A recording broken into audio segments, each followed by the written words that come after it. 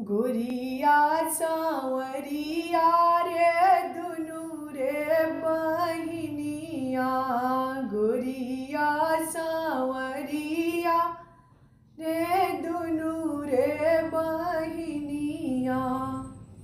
दुनु मिली चलाली बाजार हो। दुनु मिली चलाली बाजार। फागुन की मासवा। दुनु मिली चलली बाजार फागुन की मसवा।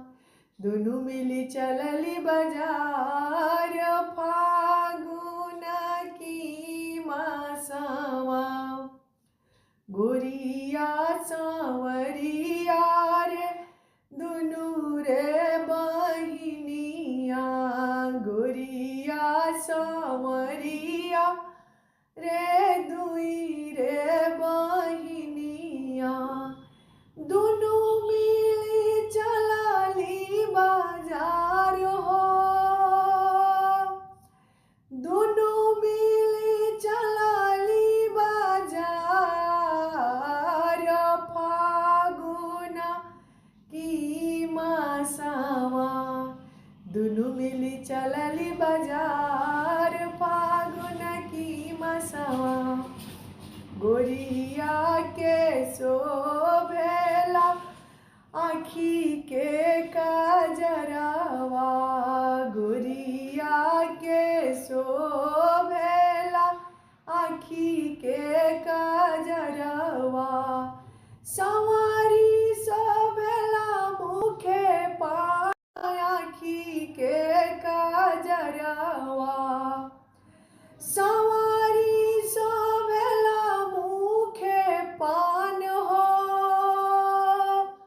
संवारी शोभेला मुखे पान फागुन की मासवा।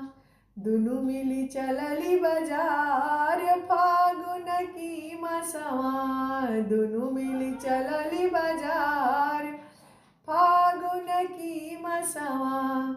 गोरिया सांवरिया रे दुनु रे बहिनिया। गोरिया सांवरिया रे दुनु रे बहिनिया। दुनु मिली चलाली बाजार हो। दुनु मिली चलाली बाजार फागुन की मासवा। दुनु मिली चलली बाजार फागुन की मासवा। दुनु मिली चलली बाजार